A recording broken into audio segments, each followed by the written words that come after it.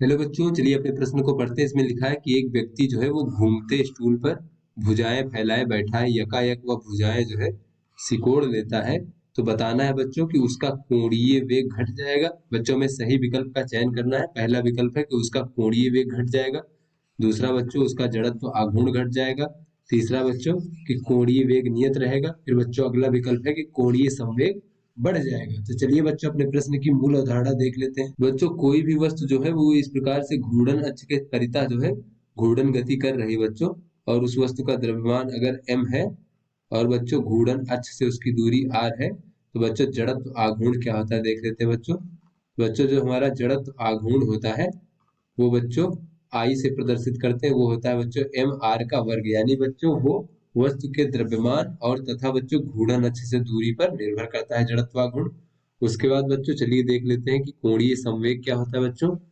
बच्चों हमारा जो कोणीय संवेग होता है इसे हम जे से प्रदर्शित करते हैं बच्चों, और कोणीय संवेग जे बराबर होता है बच्चों आई गुणे ओमेगा, अर्थात बच्चों जड़त्वाघूर्ण गुणे कोणीय वेग। बच्चों ओमेगा क्या है?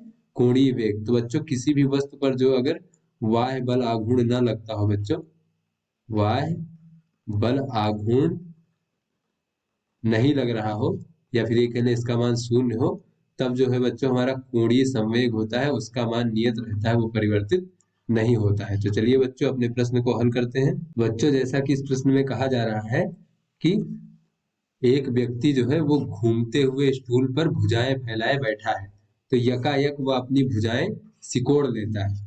तो बच्चों जब कोई व्यक्ति होगा इस प्रकार से, मान लीजिए बच्चों ये हमारा कोई व्यक्ति है इस प्रकार से, ये बच्चों ये घूमते स्टूल पर बैठा हुआ है। पहले बच्चों उसने भुजाएं फैलाई हुई थी, तो बच्चों जब वो भुजाएं सिकोड़ लेगा इस प्रकार से, बच्चों मान लीजिए उसने भुजाएं सिकोड़ ली बच्चों, तो भुजाएं जब सिकोड़ लेगा तो बच्चों ये जो भुजाओं का द्रव्यमान था और बच्चों ये जो घूर्णन अक्ष है बच्चों उससे उसकी दूरी कम हो जाएगी। तो बच्चों द्रव्यमान तो परिवर्तित नहीं हो जाएगा, लेकिन तो बच्चों दूरी कम हो जाएगी। तो बच्चों जड़त्व आघूर्ण बराबर होता है एम आर का वर्ग। तो बच्चों यहाँ से भुजाएं सिकोड़ने पर देख लेते हैं बच्चों क्या होगा। भुजाएं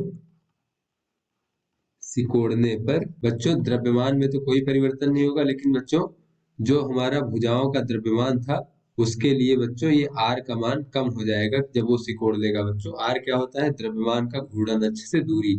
तो बच्चों जब आर का मान कम हो जाएगा तो हमारा जो जड़त्व आघूर्ण है आई का मान भी कम हो जाएगा। आई का मान भी कम हो जाएगा, यानी कि जड़त्व आघूर्ण घट जाएगा। किंतु बच्चों इस निकाय पर जो है कोई बाह्य बल आघूर्ण नहीं लग रहा है, तो यहाँ से बच्चों हम ये कह सकते हैं कि कोणीय संवेग जे का मान नियत रहेगा। संवेग जे नियत रहेगा बच्चों। तो बच्चों जब जे नियत रहेगा तो बच्चों हमें पता है जे बराबर होता है जड़त्व आघूर्ण गुणे ओमेगा। तो बच्चों इन दोनों का मान जब नियत रहेगा तो बच्चों हमें दिख रहा है कि जड़त्व आघूर्ण आई का मान घट रहा है। तो बच्चों ये जो ओमेगा है इसका मान जो है वो बढ़ना चाहिए, तभी जो है दोनों का गुणनफल नियत रहेगा। तो यहाँ से बच्चों कह सकते हैं ओमेगा जो है कोणीय वेग, इसका मान बढ़ेगा, कोणीय वेग बढ़ेगा। तो चलिए बच्चों अपने विकल्पों को देखते हैं। तो बच्चों इसमें पहला लिखा है कि कोणीय वेग घट जाएगा, तो बच्चों ये हमारा गलत विकल्प है। अगला दिया है बच्चों उसका जड़त्व आघूर्ण घट जाएगा, तो बच्चों जैसा कि हमने देखा कि उसका जड़त्व आघूर्ण जो है वो घट जाएगा, तो बच्चों ये हमारा सही विकल्प है। उसके बाद बच्चों अगला है कि कोणीय वेग नियत रहेगा, तो बच्चों हमने देखा कोणीय वेग बढ़ रहा है वो नियत नहीं है, तो बच्चों ये भी हमारा गलत विकल्प है। फिर अगला है कि कोणीय संवेग बढ़ जाएगा, तो बच्चों हमने देखा कोणीय संवेग का मान जो है वो नियत रहेगा, तो बच्चों ये भी हमारा विकल्प गलत है। तो हमारा सही विकल्प बी है। तो आशा करते हैं आपको समझ में आ गया होगा। धन्यवाद।